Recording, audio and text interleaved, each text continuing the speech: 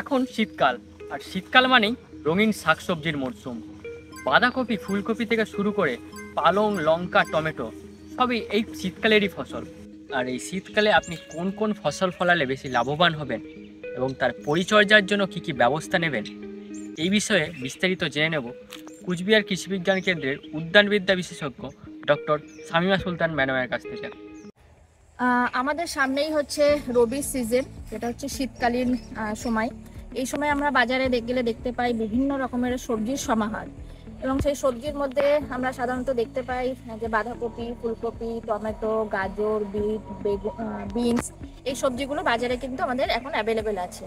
তো এই সবজিগুলো যখন আমরা চাষ করবো, এই সবজিগুলো চাষ করার সময় সবসময় আমাদেরকে কিছু প্রয়োজনীয় তথ্য কিন্তু আমাদেরকে মাথায় রাখতে হবে। মানে সবজিগুলো চাষ করার আগে আমরা কি কি জাত ব্যবহার করছি, তারপরে হচ্ছে কিভাবে চাষ করছি এবং কিভাবে তার বীজতলা তৈরি করছি, সেগুলো যদি মাথায় রেখে করি তাহলে পরবর্তীকালে ফসলগুলো থেকে চাষিরা কিন্তু লাভবান হতে পারবে। আর একটা বিষয় মনে রাখতে হবে, এই শীতকালীন সবজি চাষ যখন চাষিরা সবাই একসঙ্গে করে তখন দেখা যায় যে বাজারে খুব একটা ভালো দাম পাচ্ছেন না, অনেকটা দাম কমে যাচ্ছে। সেক্ষেত্রে যদি সিজনটাকে একটু আগিয়ে নিয়ে এসে বা সিজনটাকে যদি একটু পরে নিয়ে গিয়ে চাষবাস করেন, সেটা জাত অনুযায়ী, কারণ এখন অগ্রিম জাত আছে, তারপর হচ্ছে মাঝারি জাত আছে, তারপরে হচ্ছে লেট বা দেরিতে যে জাতগুলো আছে, সেই জাতগুলো যদি চয়েস করে আমরা চাষ করি তাহলে কিন্তু চাষিরা এই যে মাঝখানে যে সবজির যে আধিক্য চলে আসবে বাজারে, সেইটাতে সমস্যা থেকে কিন্তু তারা মুক্তি পেতে পারেন। এবং সেক্ষেত্রে আমরা বাঁধাকপি, ফুলকপি, টমেটো যে সবজিগুলো লাগাবো, সেটা যেহেতু আমি একটু অগ্রিম তোলার চেষ্টা করবো। অগ্রিম তুলতে গেলে কি হয়, বাজারে একটা ভালো দাম পাওয়া যায়। সেক্ষেত্রে যদি অগ্রিম তুলতে চাই তাহলে আমাদেরকে বীজতলাটা অনেক আগে থেকে রেডি করতে হবে। বর্ষার শেষের দিকে, যেমন হচ্ছে আগস্ট সেপ্টেম্বর মাসে নাগাদ আমরা কিন্তু বীজতলাটা রেডি করবো। যেই সময়, ওই সময়টা হচ্ছে যেহেতু বৃষ্টিপাতের একটা সমস্যা থাকে, সেক্ষেত্রে আমি সবসময় সবজির বীজতলাটা চেষ্টা করবো একটু উঁচু বেড তৈরি করে মিনিমাম 30 থেকে 35 সেন্টিমিটার যাতে বীজতলার উচ্চতা হয় সেটা খেয়াল রাখতে হবে। এবং চারিদিকে বীজতলার জল নিকাশি ব্যবস্থা রাখতে হবে যাতে কোনো রকমভাবে বীজতলায় জল না জমে।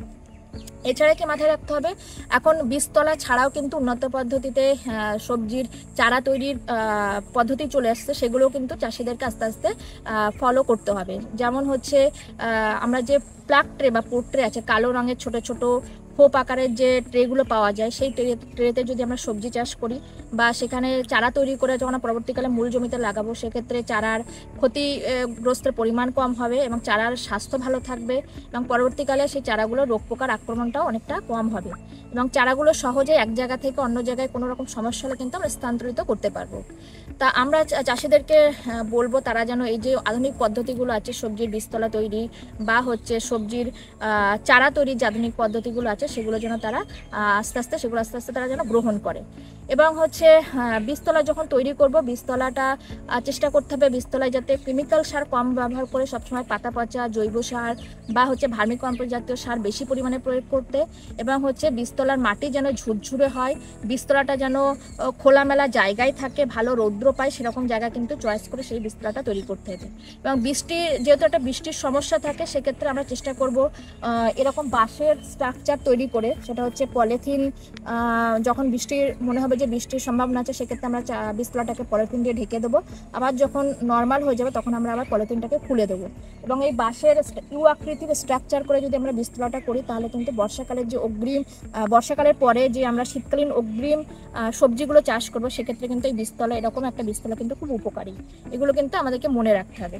আর বীজতলায় চেষ্টা করতে হবে যে বীজগুলো ব্যবহার করবো সেগুলো যেন খুব ভালো জাতের বীজ হয়, এবং হচ্ছে বীজতলায় বীজ লাগানোর আগে বীজটা অবশ্যই শোধন করে লাগাতে হবে। সেটা খুব ভালো মানে ফাঙ্গিসাইড যেগুলো আছে সেগুলো ব্যবহার করতে হবে, বা জৈব ফাঙ্গিসাইড যেগুলো আছে, ট্রাইকোডার্মা ভিরিডি, ট্রাইকোডার্মা হার্জিনিয়াম, এই যে ফাঙ্গিসাইডগুলো আছে সেইগুলো কিন্তু ব্যবহার করে বীজটাকে শোধন করে তবেই লাগাবো।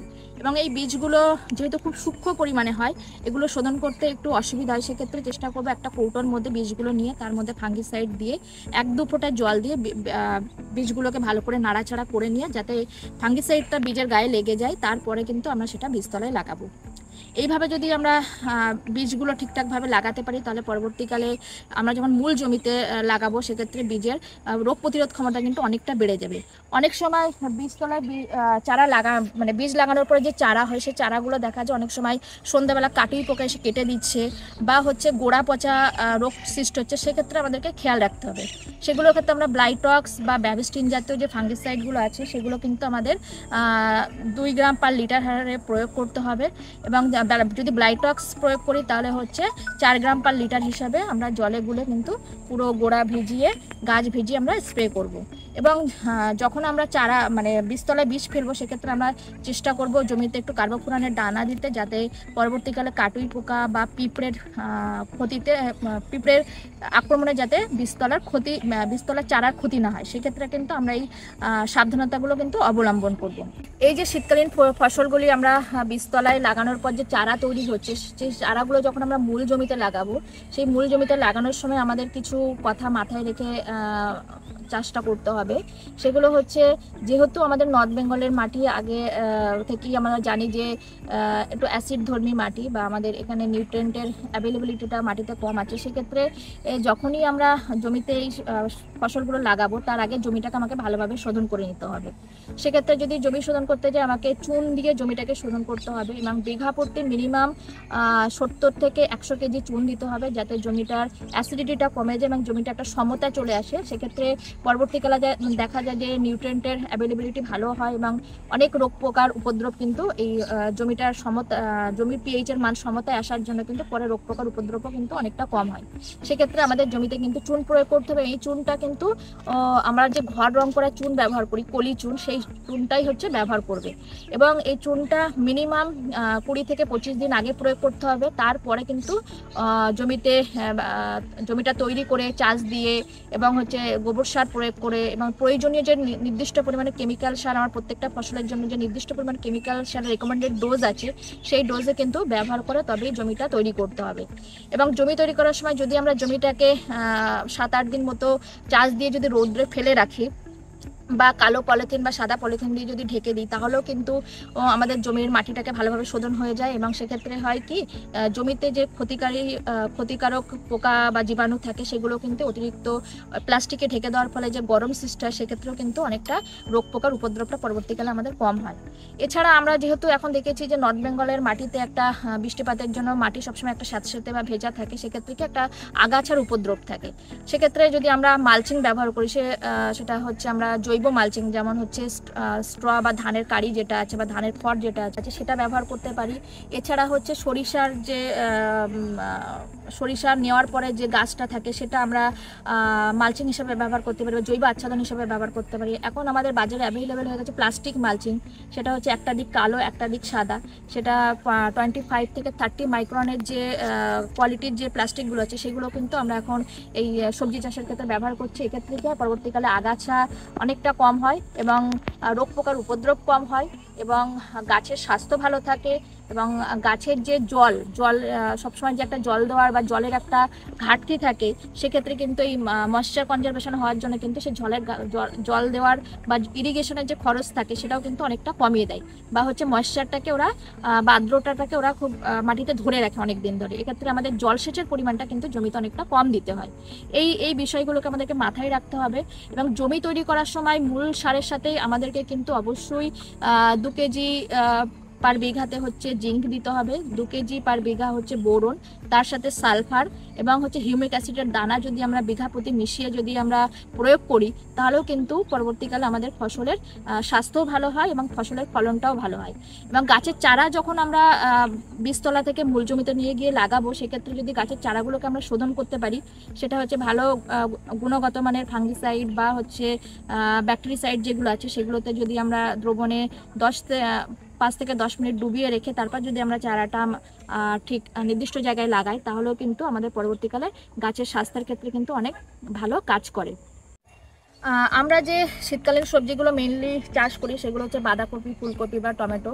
এক্ষেত্রে কি হয়, চাষিরা অনেক দ্বিধাগ্রস্ত হয় কী ধরনের বীজ ব্যবহার করবে বা কী ধরনের বীজ লাগালে তারা ভালো ফলন পাবে বা রোগ পোকার আক্রমণ হবে।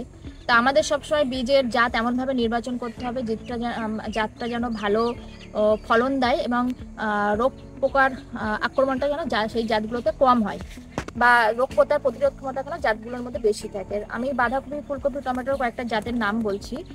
বাঁধাকপির ক্ষেত্রে আমরা আমাদের নর্থ বেঙ্গল ডিস্ট্রিক্টের ক্ষেত্রে বলবো যে জাতগুলো আছে, যেমন হচ্ছে ওয়ান্ডার বল আছে, গ্রিন এক্সপ্রেস আছে, গ্রিন চ্যালেঞ্জার আছে, এবং বাঁধাকপি ফুলকপির মধ্যে হচ্ছে ডন আছে, মেঘা আছে, গিরিজা আছে, সুহাসিনী আছে, এবং ব্রোকলির যে জাত আছে, ব্রোকলির সাকাত একটা ভ্যারাইটি আছে, সেই ভ্যারাইটিটা হচ্ছে গ্রিন ম্যাজিক, খুব ভালো পারফর্ম করে আমাদের নর্থ বেঙ্গল কন্ডিশনে, এটা ব্যবহার করতে পারে।